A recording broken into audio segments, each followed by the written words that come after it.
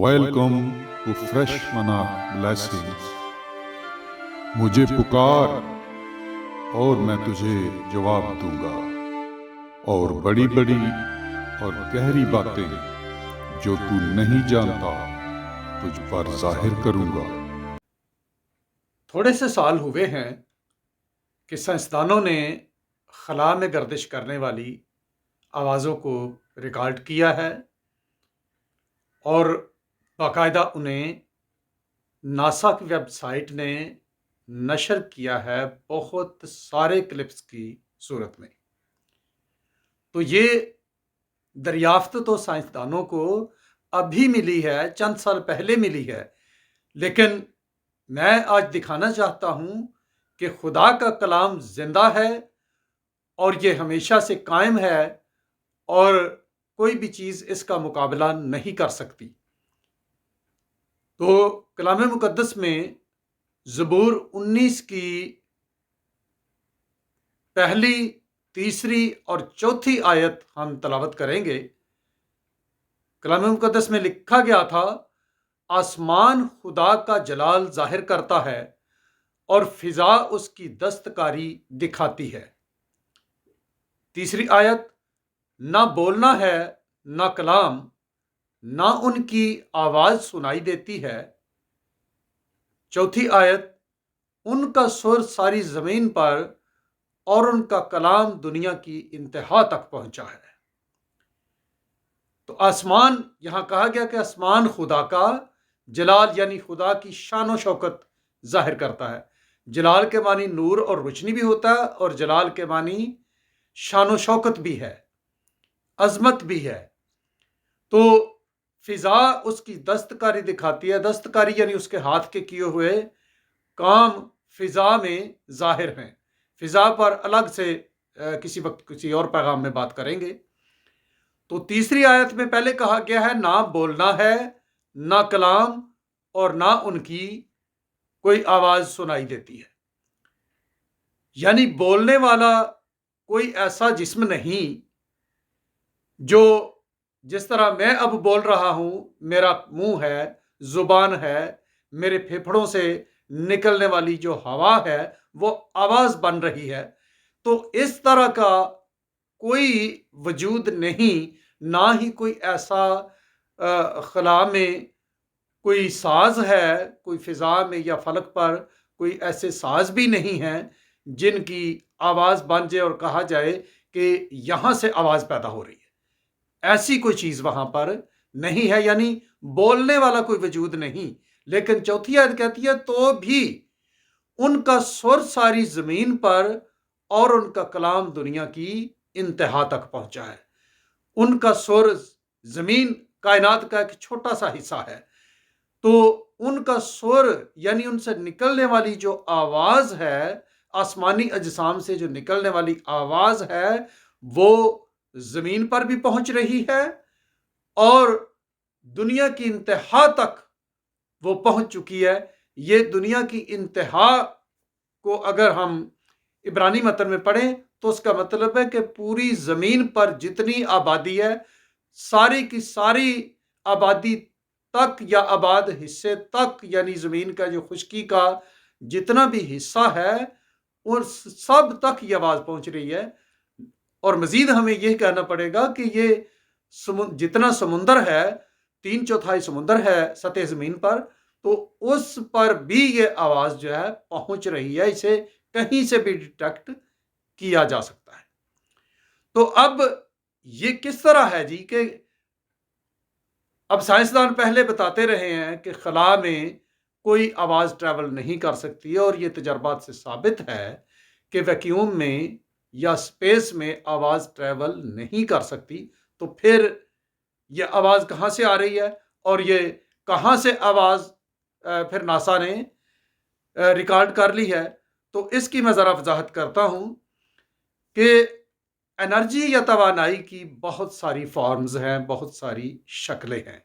जैसे रोशनी एनर्जी की एक किस्म है, हरारत या हीट एनर्जी की एक किस्म है, बिजली एनर्जी की एक किस्म है, इसी तरह और भी बहुत सारी अकसाम हैं। तो सेम वाइज आवाज़ भी एनर्जी की एक किस्म है और एनर्जी की तमाम अकसाम वेव्स की सूरत में ट्रैवल करती है। तो अब ये सूरत के आवाज़ तो अजराम फल्की से, सितारों और सैयारों से और कहकशाओं से आवाज़ पैदा हो रही है, वो पकड़ ली गई है, लेकिन वो फिर वहां पे सुनाई क्यों नहीं दे रही थी? तो अब साइंसदानों ने उसे किस तरह दुनिया के आगे पेश किया, तो वो उसकी फॉर्म चेंज की है। तो इसकी मैं मिसाल जरा देता हूं कि टीवी के जो सिग्नल्स हैं उसमें तस्वीरें भी नशर हो रही हैं, आवाज भी नशर हो रही है। और इससे पहले रेडियो होता था, आज भी है। रेडियो के जरिए सिर्फ आवाज ट्रैवल करती है, वो हमारी फिजा में से गुजरती है, वो हमारे कमरों में आ जाती है, हमारी दीवारों से गुजर जाती है। क्या आप उस आवाज को सुनते हैं, सुन सकते हैं रेडियो की आवाज को जो रेडियो पर नशरियात हो रही हो, या टेलीविजन की जो नशरियात हैं, जो कुछ भी वहां से वो ऑन एयर किया जा रहा है, क्या आप उसको देख रहे हैं? क्या उन वीडियोस को आप देख रहे हैं, या उन जो कुछ लाइव ट्रांसमिशंस हैं वो आपको दिखाई दे रही हैं? और जो कुछ खबरों में आवाज पैदा होती है, जो कुछ न्यूज़ कास्टर बोल रहे होते हैं, क्या वो आवाज आपको अपने कानों से सुनाई देती है? नहीं सुनाई देती। तो वजह यह है कि हमारे ये जो कान हैं, इनकी एक फ्रीक्वेंसी रेंज है, ये 20 हर्ट्ज से लेकर 20,000 हर्ट्ज तक की आवाज़ें सुन सकते हैं। इससे नीचे की फ्रीक्वेंसी और 20,000 से ऊपर की फ्रीक्वेंसी हमारे कान डिटेक्ट नहीं कर सकते, बेशक वो।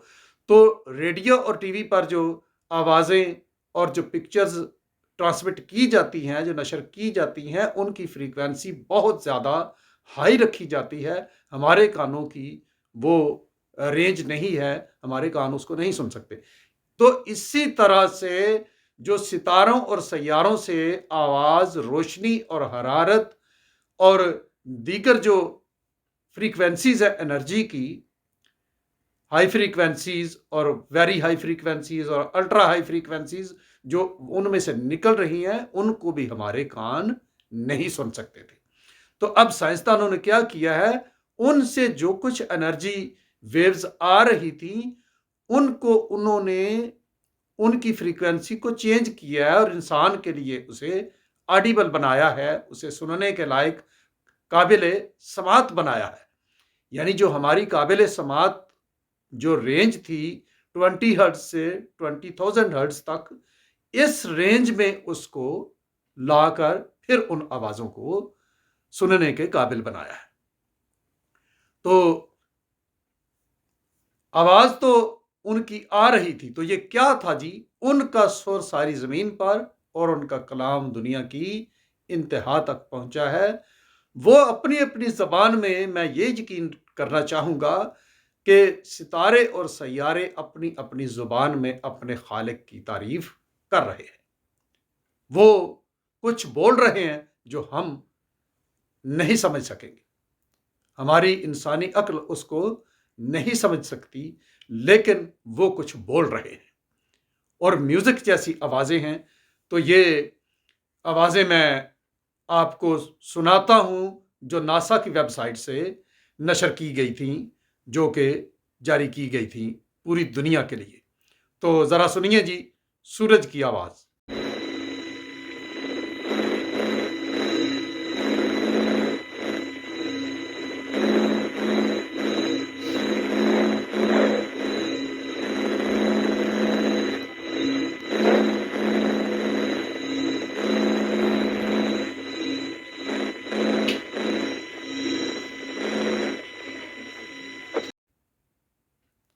अब जी, सोलर सिस्टम का या निज़ाम शमसी का जो सबसे पहला प्लानेट है, पहला सैयारा है, जिसे मरकरी या अतारत कहते हैं, जरा मरकरी की आवाज सुनिए।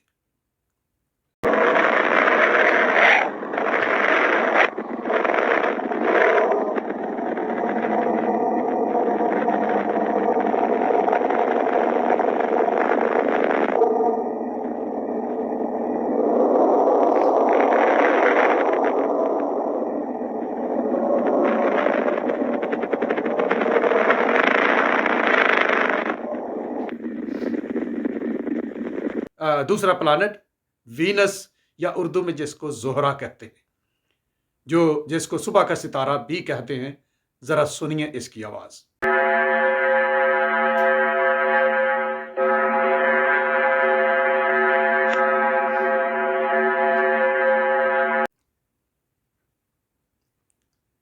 फिर जी, प्लैनेट्स में तीसरा नंबर है हमारी जमीन या अर्थ या पृथ्वी का। तो इसकी आवाज सुनिए जी।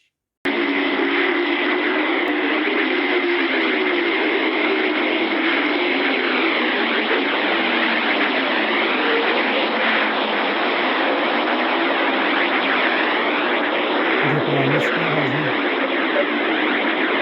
ये अर्थ की स्पेस में।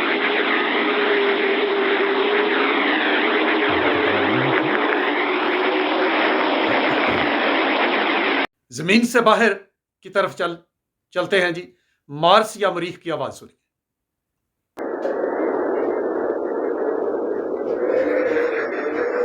मार्स की।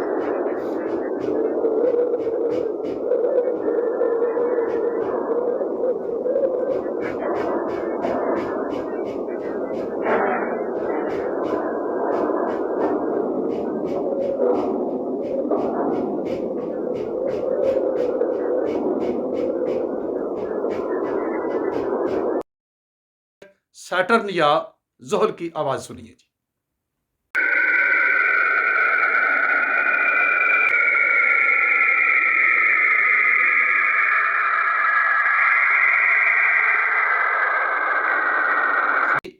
जुपिटर या मुश्तरी, सोलर सिस्टम का सबसे बड़ा प्लैनेट।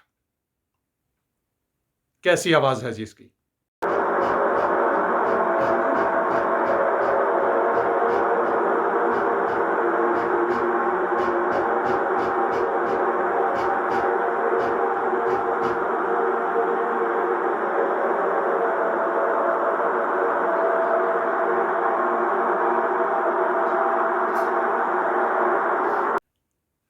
अब जी,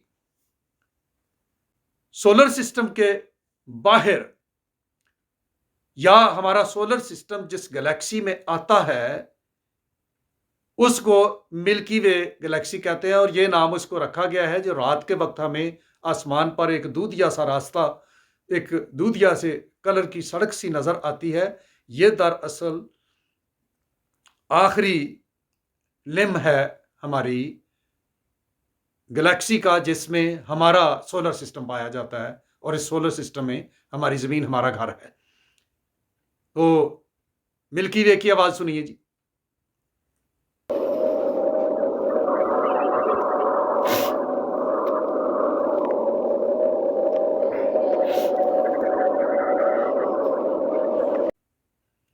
मिल्की वे के करीब तरीन जो दूसरी गैलेक्सी है, तकरीबन 25 मिलियन लाइट ईयर के फासले पे, एंड्रोमेडा उसका नाम है, उसकी आवाज भी सुनिए।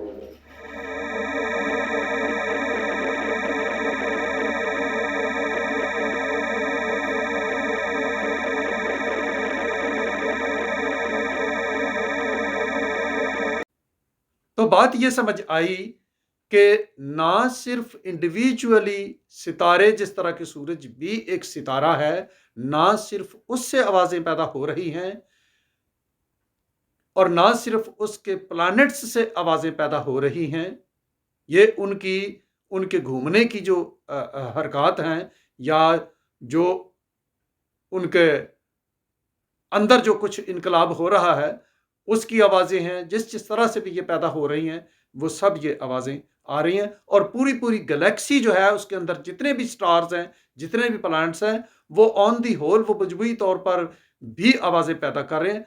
तो ये जी खुदा का कलाम पूरा हो रहा है। जो कुछ ये सदियों पहले, हजारों साल पहले ये कलाम किया गया था, जब अभी कोई साइंस का नाम ना था, कोई साइंसी तहकीकात के बारे में किसी के जहन में तसव्वुर भी नहीं था। वो बहुत थोड़ी सी प्रिमिटिव बातें थी यूनान के हकीमों की, लेकिन ये अभी आपने देखा कि खुदा का कलाम किस तरह सच्चा साबित हो रहा है कि खुदा के कलाम ने पहले से बता रखा था कि अजरामे फल की आवाज़ पैदा करते हैं और उनकी आवाज़ें ज़मीन तक पहुंचती हैं, ज़मीन के तमाम हिस्सों तक आवाज़ें पहुंचती हैं और ये अब भी पहुंच रही हैं और इसके बाद भी जब तक कायनात कायम है ये आवाज़ें ज़मीन की तरफ भी आती रहेंगी और पूरे खला में भी गर्दिश करती रहेंगी। खुदा का कलाम सच्चा और हमेशा जिंदा और कायम है। हालेलुया।